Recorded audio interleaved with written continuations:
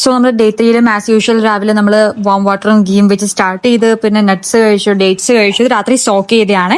പിന്നെ ബ്രേക്ക്ഫാസ്റ്റും ചപ്പാത്തിയും അതേപോലെ ഉരുളക്കിഴങ്ങ് കറിയായിരുന്നു. ഉരുളക്കിഴങ്ങ് നമ്മൾ നല്ല ലെവലിൽ ഹെൽപ്പ് ചെയ്യും കേട്ടോ. വെറുതെ ഉരുളക്കിഴങ്ങ് പുഴുകിയിട്ട് അതിന് തന്നെ പല ഡിഷാക്കി കഴിക്കുന്നവരും ഉണ്ട് കേട്ടോ. അപ്പൊ അങ്ങനെയും ചെയ്യാം. പിന്നെ ലഞ്ചിന് നമ്മൾ ഫിഷ്, എഗ്ഗ്, കടല, അതേപോലെ ചോറ് അതായിരുന്നു എടുത്തിട്ടുണ്ടായിരുന്നത്. പിന്നെ ഈവനിങ് ആയിട്ട് നമ്മൾ പഴം സെയിം നെയ്യ് റോസ്റ്റ് ചെയ്ത് കഴിച്ച് നെയ്യ്, വെണ്ണ, ചീസ് അതൊക്കെ മാക്സിമം നിങ്ങൾ കഴിക്കുന്ന ഫുഡിലൊക്കെ ഇൻക്ലൂഡ് ചെയ്ത് കഴിക്കാൻ നോക്കാം.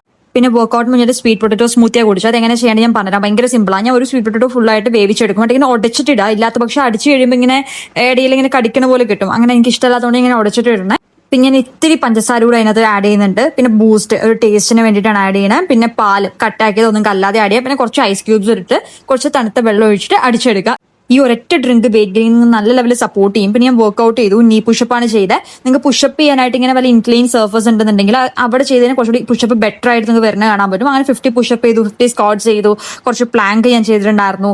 അതേപോലെ തന്നെ കുറച്ച് സ്ട്രെച്ചിങ്ങും, കാരണം എനിക്ക് നല്ല പെയിൻ ഒക്കെ ഉണ്ടായിരുന്നു സ്ക്വാട്ട് ചെയ്തിട്ട്. അത് കഴിഞ്ഞു പിന്നെ വെള്ളം മിനിമം 3 ലിറ്റർ ഞാൻ എഗെയിൻ റിപ്പീറ്റ് ചെയ്യുവാണ്. വർക്കൗട്ട് കഴിഞ്ഞ് ഞാൻ ഹൈ കലോറി സ്മൂത്തിയാണ് കുടിച്ചത്. ഇത് നിങ്ങൾക്ക് ഒന്നില്ലെങ്കിൽ നേന്ത്രപ്പഴം എടുക്കാം, അല്ലെങ്കിൽ കദളിപ്പഴം എടുക്കാം, ഏത് വേണമെങ്കിലും എടുക്കാം. 2 പഴം എടുക്കാം.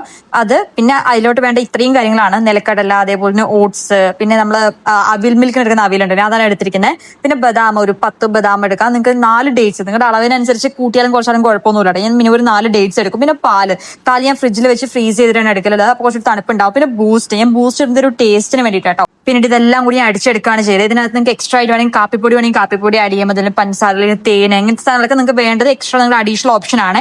അതൊക്കെ ആഡ് ചെയ്തിട്ട് നിങ്ങൾക്ക് അടിച്ചെടുക്കാം. അത് നമ്മുടെ ഇഷ്ടത്തിനനുസരിച്ച് ടേസ്റ്റിന് നിങ്ങൾക്ക് എന്ത് വേണമെങ്കിലും ചേഞ്ച് വരുത്താം. നിറയെ ക്വാണ്ടിറ്റി സാധാ ഫുഡ് കാര്യങ്ങൾ കഴിക്കാൻ ബുദ്ധിമുട്ടുള്ള ആൾക്കാർക്ക്, ഇപ്പൊ എനിക്ക് അങ്ങനെയുള്ളവർക്ക് ലിക്വിഡ് കലോറി കൂടുതൽ എടുക്കാൻ നോക്കുക. അതായത് ഇങ്ങനത്തെ ഷേക്സ്, ഇങ്ങനത്തെ സ്മൂത്തീസ്, അതായത് മാക്സിമം കലോറി വരുന്നത്. അപ്പൊ ഈ ഒരു സ്മൂത്തിക്ക് അതിന് അത്യാവശ്യം നല്ല ലെവലിൽ കലോറി വരുന്നുണ്ട്. ഇത് ഞാൻ ചെറിയൊരു ഗ്ലാസ് അല്ല കേട്ടോ, നിങ്ങൾ ഈ കാണുന്ന ഈ ഒരു കംപ്ലീറ്റ് മഗ്ഗില് ഞാനത് കുടിക്കലുണ്ട്, അല്ലെങ്കിൽ ഇത്രയും വലിയ ഗ്ലാസ്സിൽ തന്നെ അത് കുടിക്കലുണ്ട്.